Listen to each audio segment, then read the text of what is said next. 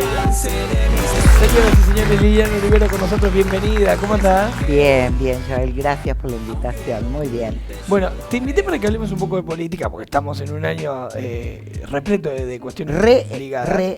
Electoral. Claro, pero vos tenés una historia personal muy interesante también que me parece que está bueno que charlemos y quizás voy a descubrir cosas que ni siquiera conozco. ¿Cuánto hace que estás en la izquierda? Y 50 años. O sea, casi una vida. Sí, siempre. ¿Nunca estuviste en otro lado y te viniste? Nunca. No. ¿Nunca pensaste en irte? No. ¿Para el otro lado? Al revés. Cada vez que conozco más la realidad y vivimos en esta realidad, más convencida estoy que la salida es por la izquierda. ¿Qué diferencia hay entre la izquierda y el peronismo? Y que el peronismo plantea una salida que solamente es para un sector de la sociedad. La izquierda plantea una salida para la mayoría de la sociedad, que es la clase trabajadora, la juventud, las mujeres y los sectores populares. El peronismo busca conciliar los intereses que tienen los trabajadores con los que tienen los capitalistas, y eso choca. Nunca se van a poder unir esos intereses. ¿Ustedes consideran que sí se pueden unir? O sea, ¿o que ustedes pueden trabajar para que eso no sea así? En realidad, como no se pueden unir y bajo el capitalismo no hay ninguna posibilidad de vivir con salud, con educación, con trabajo, con toda la vida digna por la cual uno, ¿no?, desea vivir y pelea todos los días, como en el caso nuestro, creo que la única salida es una sociedad distinta, la sociedad socialista que digo yo, y que es en contra de todo lo que hoy nos muestra el capitalismo, que tiene un solo rostro. Ahora, el rostro es sanguinario, pero aparte inhumano. Que tiene ya muchos años el capitalismo, no es que... Claro. O sea, da la sensación de que vino, se quedó. Exactamente, pero que tiene una crisis muy importante, no solo en Argentina, en todo el mundo. ¿Cuál es el plan, digamos, la antítesis del capitalismo, el comunismo? El Estado socialista por el cual nosotros peleamos, desde mi partido, desde el Frente de Izquierda, y ahora con más unidad de izquierda que hemos podido conquistar con el MCT y el Frente de Izquierda, que hemos logrado una unidad mayor.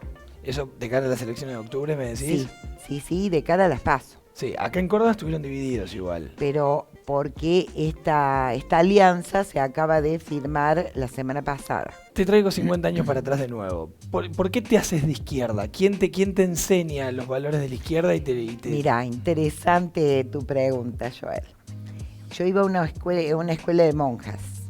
Mirá. Y en la escuela de monjas juntábamos cosas para llevar a la villa. Yo vivía en Barrio Pueyrredón, al frente del Obispo Caizal, Sagrada Familia. Y un día dije, ¿y por qué tenemos que juntar cosas para los pobres? ¿Por qué hay pobres? Claro. ¿Por qué hay pobreza? Porque yo voy a una escuela donde las monjas tenían que anunciar que a la familia Portugal, no me voy a olvidar nunca, Joel, era una compañera mía que tenía como 8 hermanos que iban a la escuela, mujeres. ¿Y qué decían las monjas? Las Portugal son becadas. Y yo decía, ¿dónde está la solidaridad? Las Portugal eran las chicas, Portugal. De una familia humilde. De una familia humilde. Entonces yo decía, primera cosa que estaba mal era estigmatizar aún más la pobreza de esta familia que la pasaba muy mal. Y después tener que juntar cosas para llevar a Chaco Chico, a la villa que estaba cerca de casa. Entonces, dije, tengo que leer la Biblia, por un lado, y el ABC del comunismo. Empecé a leer libros del marxismo. Empezaste a leer a Marx. 13, 14 años a Marx. Mi primer chupina fue justamente a la casa de mi amiga Cristina, que vivía al lado de mi casa, en la parte de arriba. Entonces salí de mi casa, me cruzaba para la escuela, me volví y entré a la casa de Cristina, que era la puerta del lado, subí las escaleras y nos pusimos a leer. y a subrayar. Pero ella tenía 3 años más que yo. ¿Ella te enseñó a Marx? ¿Ella te lo presentó? Ella tenía libros y yo le dije, bueno, tenemos que leer. Pero no nos olvidemos que estábamos muy cerca de lo que había sido el Cordobazo, que ahora se cumplieron 50 años. Y nos había contagiado. ¿Esto fue después del Cordobazo? Claro, claro. Y entonces veníamos muy contagiadas con lo que se había vivido en aquel momento. 13 años tenía yo. Mi papá era laburante, era chofer de colectivo, había sido camionero. Yo venía de una familia de trabajadores. Cuando tus padres vieron que te empezaste a involucrar en estas cuestiones, ¿qué te decían? Y mis viejos les costó un montón. Porque en esa época, incluso un par de años para adelante, meterte en estas cosas era para alguien, para una familia que no venía del palo, era hasta riesgoso, miedoso. Sí. Y te cuento algo más, yo caigo presa en el año 73 antes de la dictadura militar. ¿Por qué? Porque yo iba a una escuela, me cambio de escuela, me voy del Obispo Caizal y me cambio a una escuela pública. Porque le explico a mi mamá que quería tener la misma educación que la mayoría de la gente, de las personas. No querías más la escuela de monjas. Y no quería ir más a la escuela de monjas. Entonces me llevé 3 materias, porque había una regla que era, todas las personas que se llevan 3 materias quedan fuera de la escuela. ¿En la de y monjas yo era muy buena alumna. Me llevé las 3 materias para que obligase. ¿Eso lo hiciste a propósito? A propósito, para cambiarme de escuela.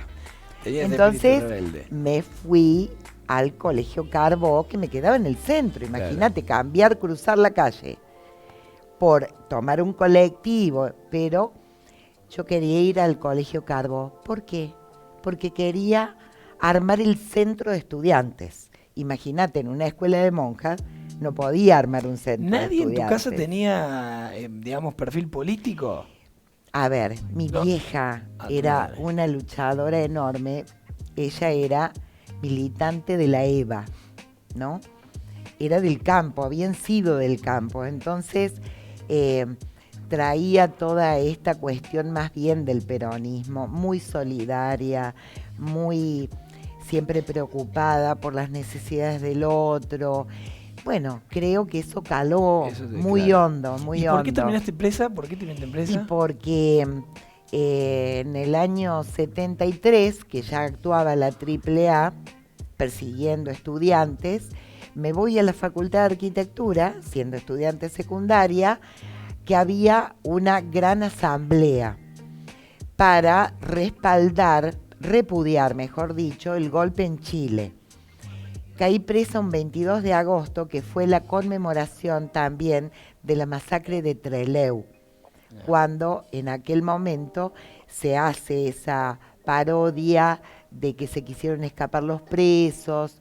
Creo que en aquel momento, o fue posterior, es la duda que tengo si no había estado Agustín Tosco preso, también allá en el sur. ¿Y ese mismo día te llevan detenida? Y ese mismo día me voy a la Facultad de Arquitectura. Yo tenía un novio que estudiaba arquitectura y entonces voy a la facultad con Cristina de Marchi, fusilada el 28 de diciembre del año 76. Ella luego es secuestrada y fusilada. ¿Vos fuiste con ella? Y yo voy con ella, era mi hermana del alma. ¿Esa es la chica que vivía arriba tuyo, que contaste? No, era otra Cristina. Cristina Cini, la que vivía arriba de mi casa, que le alquilábamos a ella, y Cristina de Marchi a la vueltita. Pero con Cristina de Marchi éramos hermanas.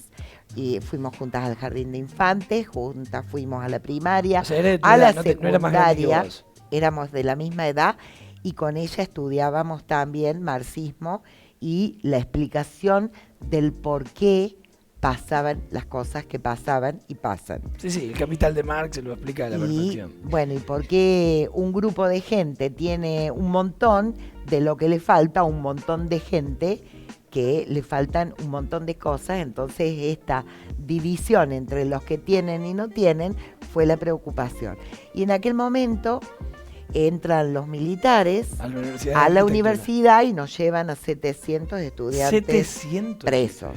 Ya no había más forma de llenar ni el cabildo, las comisarías. Me llevaron a la 11, que no está más, y me acuerdo de que era invierno, un 22 de agosto, hacía mucho frío, y me empujan los militares para entrar adentro del jeep, y yo me doy vuelta y le digo, ¿no ves que no entro? Foto, la voz del interior. Bueno, eso fue tremendo. Primero que mis viejos enterarse que yo estaba presa, que era menor de edad. ¿Esa foto salió en La Voz del Interior? Y esa foto salió en La Voz del Interior. ¿Tenés ese diario? Habría que buscarlo. Lo tuve durante mucho tiempo y yo creo que en alguna de mis mudanzas voló. Perdón, ¿y tus padres se enteraron que estabas detenida por el Bueno, diario? avisamos por teléfono, como éramos menores con Cristina y otro grupo de chicas más, nos dejaron avisar a los padres, así que bueno, nos prontuariaron, nos pusieron, ¿no?, como delincuentes en una piecita. Yo tenía un miedo, te voy a confesar, porque éramos chicas, habíamos caído muchos presos, muchos estudiantes universitarios, pero una tanda también más pequeña de secundarios. Y yo el problema era que tenía que ir a la escuela el día siguiente. ¿Y cuántos días te estuvieron ahí? Nos tuvieron 48 horas. Yo tenía un hermano de mi mamá que era conocido de unos comisarios, algo hicieron, pero también acá la anécdota. Cuando va mi tío a sacarme a la comisaría, a Cristina y a mí, delante de todo el séquito de policías, de comisarios, me dice, ¿viste, nena, que yo te decía que dejaras de leer esos libros del barbudo? O sea, si me hubieran tenido que dejar presa, hasta el día de hoy estoy presa. Era la ingenuidad también, ¿no? Porque y después vino la dictadura. ¿Y qué pasó en esa etapa con vos? Y bueno, ¿O cómo la sobrellevaste? Tratando de hacerle comprender a mi mamá de que había que transformar la sociedad. Está bien, pero que había que involucrarse. ¿Integraste listas negras? Sí, entro a la facultad, a la escuela de trabajo social, y pude hacer el primer año, y cuando voy a inscribirme en el segundo año, me dice el no docente, que me acuerdo de su apellido, Jenner, y me dice, Liliana, no te aconsejo que te anotes. Te están buscando, a vos y a Cristina. Toma los papeles y me devuelve el analítico original de la escuela, que en aquella época dejábamos el analítico, no sé, vos estudiaste después, me podrás contar si entregaban el analítico y se los devolvían al tiempo, la verdad, que perdí el registro, pero me entregaron el analítico y nunca más pude entrar a la escuela. Entonces ese año... ¿Pero te llevaron detenida en algún momento? Estuve detenida en la 11 esa vez, después pero nunca no más. El proceso. Después nunca más. En el 75 entro al banco de Córdoba. A trabajar. Y el problema mío es cuando investigaran los antecedentes, porque yo había sido prontuariada. Y el 14 de abril rindo y el 27 de julio del año 75 entro al banco. Y el problema era con el certificado de buena conducta. No sé qué pasó, Joel, pero apareció limpio. Pude entrar al banco, quedarme, y a los pocos meses viene la dictadura militar. Y en octubre de ese año la secuestran a Cristina, que trabajaba en el banco hipotecario, y la fusilan en La Perla el 28 de diciembre, que yo me entero en el juicio de La Perla que se ¿Vos hizo te enteraste hace recién ahora lo que había sido el destino de tu hermana, de tu mejor amiga en aquella época? Me entero en el juicio, por ser una de las tantas que fuimos a escuchar las atrocidades de la dictadura militar. Y ahí me entero cómo fue fusilada Cristina. Igual durante mucho tiempo los esperé a los milicos sentada en la cama, a la madrugada, porque en aquella época teníamos la costumbre de nuestros libros, prestarnos obviamente los libros y poner, este libro pertenece, y poníamos el nombre y el apellido y el número de teléfono, que éramos muy pocos los que teníamos teléfono, pero lo poníamos. Sé que había libros de Marx, por ejemplo, dando vuelta con tu nombre. Y los libros de la escuela. Estudiábamos juntas y habíamos entrado a trabajo social juntas. Nos habíamos ido juntas y entramos al banco, ella al hipotecario, su papá, don Alfredo, que era mi padre también como de la familia, y doña María, que eran muy amigos de mis padres, lograron que Cristina pudiera entrar al banco hipotecario y yo entré al Banco de Córdoba por mérito propio, porque no tenía nadie en el banco, pero días enteros, ir a las 7 de la mañana, vestida con un trajecito marrón que me prestaba mi mamá, con tacos altos que me prestaba mi vieja, porque en aquella época, las chicas de la edad nuestra, yo tenía 18 años, era la época del vaquero, de flecado, era otra la forma de vida, pero bueno, yo quería conseguir trabajo, ayudar a mi familia y también independizarme, Joel, que era una forma de demostrar esta seguridad que le tenía que dar a mis padres de que yo sabía lo que hacía y sabía lo que quería de mi vida y de la vida de ellos. Lili, hago un pequeño consejo, me está diciendo el director que me lo recuerdo. Bueno, pasa que nunca te había preguntado esta parte de tu historia, ¿no? Siempre te tenemos desde otro lugar. Hago un pequeño consejo y la seguimos, ¿sale? Dale. Consejo y ya seguimos con Lili. Seguimos con Liliana Olivero. Lili, a ver, te traigo un poco más para acá, para la política. Sobre todo de cara a lo que se viene. Bueno, quedaron las cosas ya como muy definidas de cara a las próximas elecciones. ¿Qué crees que va a pasar? No qué te gustaría que pase, sino qué crees que va a pasar. Porque asumo que lo que querés es una cosa y lo que crees que va a pasar va a ser otra. Bueno, lo que creo que puede pasar es que pierda Macri. ¿Crees que Macri puede perder? Creo que puede perder Macri. Creo que hay un panquequismo político que da asco, lo digo con todas las letras, que hoy sos de un partido, mañana del otro. Lo de Pichetto, por ejemplo. Estuvo con Menem, estuvo con Néstor, con Cristina, con presidente del bloque del peronismo y termina siendo candidato a vice de Macri.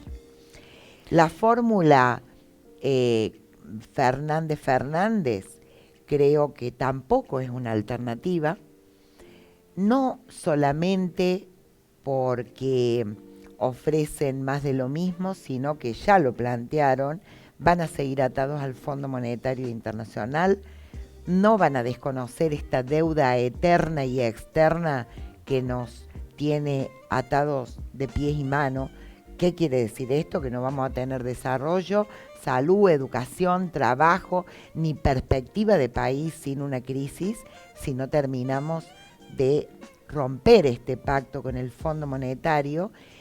Y creo que vamos a sembrar en una muy buena campaña unitaria, más que el Frente de Izquierda, porque se ha sumado el MST. Por lo tanto, creo que respondemos a una necesidad de los trabajadores y de los sectores populares de poder mostrar a una izquierda más fortalecida para salir a luchar en contra de los planes de ajuste, tanto del gobierno nacional como de los gobiernos provinciales. ¿Quién va a ser el candidato o la candidata del Frente de Izquierda? Nosotros ya tenemos fórmula, es Nicolás del Caño, Romina del Pla, y en Córdoba encabezó la lista de diputados nacionales con rotación de la banca. ¿Qué quiere decir esto? Que si logramos una banca, voy a estar un tiempo yo, va a estar Luciana Echavarría. ¿Se puede hacer eso? ¿Se puede? Sí, nosotros lo hacemos desde el año 2001. O sea, la ley lo permite. El Frente de Izquierda tiene un acuerdo. La banca no es mía y me la llevo a mi casa, me cambio de bando. La banca es del Frente de Izquierda, en este caso del FIT Unidad, y con vos hacemos un acuerdo, estoy un tiempo yo y un tiempo vos. ¿En la legislatura no se puede hacer En la eso? legislatura lo estamos haciendo desde el año 2001. ¿En la unicameral? Claro. Pero ¿no era que las bancas son personales? Las bancas son del Frente de Izquierda. ¿Pero eso lo decide cada partido? Digo, ¿la ley avala ese tipo de cosas? Nosotros tenemos un acuerdo interno y tenemos nuestro derecho de ejercer este derecho democrático, donde no solamente cobramos como un laburante, desconociendo esta abultada suma que te dan por las dietas. ¿Y qué hacen con la plata de las dietas? Y la plata va a la construcción de nuestra organización y el apoyo de todas las luchas, como lo hicimos siempre. Los obreros de Sanón, los trabajadores y las trabajadoras que están en conflicto, y vivimos en la misma casa, sin privilegios. Vamos a suponer que Fernández, a ver, está claro que esto se va a dividir entre Macri, Pichetto, Fernández, somos todos conscientes de eso. No, claro. No hay muchos más planes. Y va a haber una polarización, Joel, importante. ¿Crees que se puede resolver todo en primera vuelta? La verdad que depende, hay que ver ahora, porque acá hay un invento. Las pasos estas no son pasos, nadie va a competir con nadie. Todo ya está arreglado, ahora están haciendo rosca a ver cómo va Massa, ya está definido cómo va Massa. Encuentro Federal o este partido federal de Pichetto, ya Pichetto definió dónde, Urtubey ya definió que va con Labaña, Massa va con Cristina y quedó Schiaretti, que creó que lista corta, efectivamente, pero no hay paso. Es decir, no hay candidatos dentro de las fuerzas políticas que votaron toda la vida las PASO, que son proscriptivas para la izquierda, por eso estuvimos siempre en contra.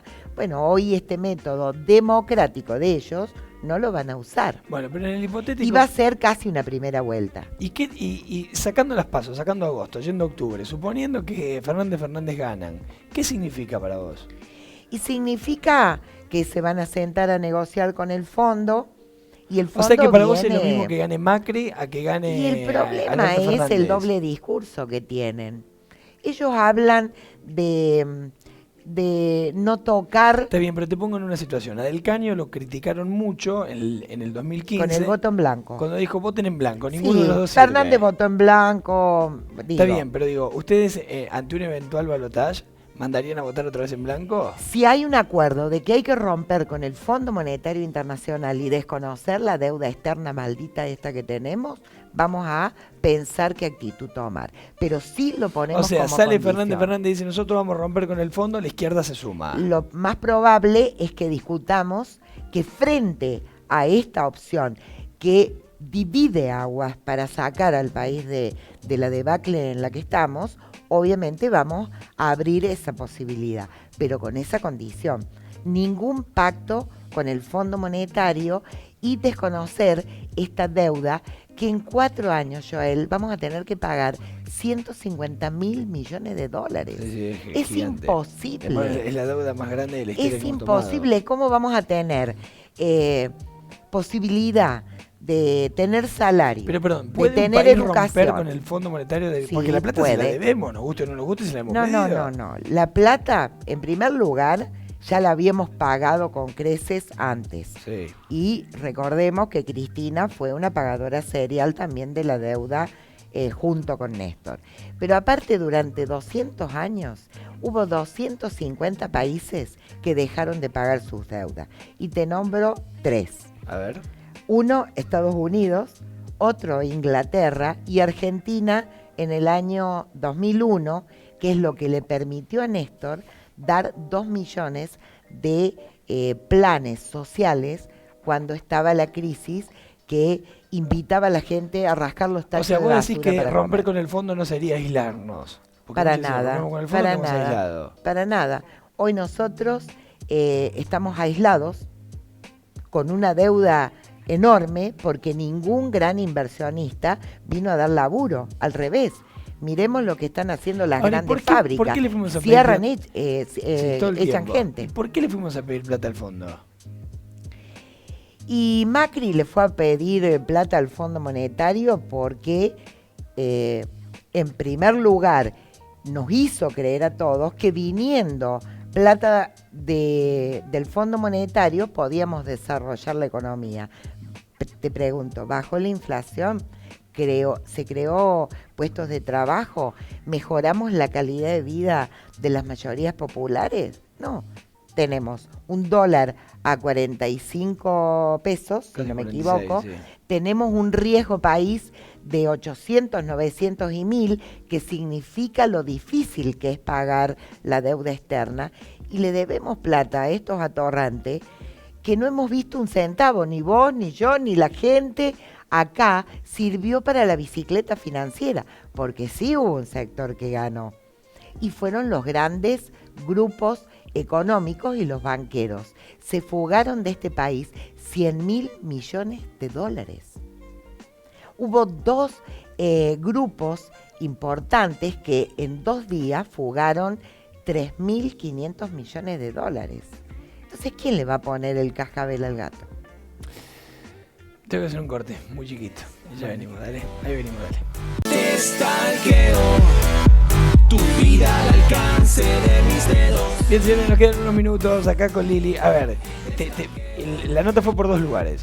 Por un lado, por tu parte de tu historia, en aquella adolescente soñadora que corrió riesgos, que le mataron a su mejor amiga y a su hermana. Pasó el tiempo, hoy seguís siendo una soñadora y una luchadora, ya no sos una adolescente. La violencia quedó un poco de lado, si se quiere. Ya la podemos discutir, pero vamos a suponer que ya no tenemos un gobierno de facto, en eso vamos a coincidir. Sin embargo, siguen pasando cosas que no dejan de ser atroces. ¿De dónde sacás todos los días un poco de ganas para seguir luchando, viendo que la cosa no cambia, sino que cada vez empeora? O por lo menos que no mejora. Bueno, la realidad me da justamente los datos para yo poder decir el camino es la izquierda, el camino es la salida de fondo, no va más el parche. No va pero más el parche. ¿Por qué si el camino es la izquierda y yo te escucho a vos y vos decís, che, esta mujer tiene razón? Estás diciendo, hablas desde un lugar porque le estamos diciendo a la gente que lamentablemente sigue votando radicales, peronistas. ¿Por qué? ¿Por qué la gente no? Porque los cagan todos los días, lo voy a decir brutalmente. Le meten la mano en el bolsillo. Te prometieron salariazo y revolución productiva. Y tuvimos un escándalo. Te prometieron con la democracia se cura, se educa y no me acuerdo qué más. Alfonsín. Y también. Vino otro y nos prometió que en la campaña electoral nos iban a sacar el impuesto a las ganancias a los jubilados y a los laburantes. No solamente es mentira, sino que extendieron a una base mucho más grande que paga hoy impuesto a las ganancias. Nos han mentido, Joel. Bueno, pero ¿por qué? Porque gobiernan para los grandes grupos empresarios. Está bien, pero ¿por qué la gente sigue votando? ¿Por qué hoy, qué sé yo? Interesante. Yo creo que el camino que le propone la izquierda a la clase trabajadora y a los sectores populares es un camino difícil de transitar. O sea, los grupos de poder siguen dominando Y hay un problema con la conciencia. El pueblo argentino tiene una conciencia sindical muy fuerte, pero tiene una conciencia política que va para atrás porque sigue votando patrones. Por eso la consigna es laburante, votá laburantes. Votá a un partido que represente tus ideas. Y pongámoslo a prueba, nosotros queremos gobernar, Joel. Y cuando estuve en algún programa con vos, te dije, tenemos la salida para gobernar la provincia, el país. Gracias, Lili. Gracias a vos. Gracias a vos. Soy Melissa Riancel, vivo la vida con una mira que a pesar de todo le pone sonrisa a Liliana Rivero. Y si ven un pájaro grande, lo agarro. Chao, Lili. Chao. Tu vida al alcance de mis dedos.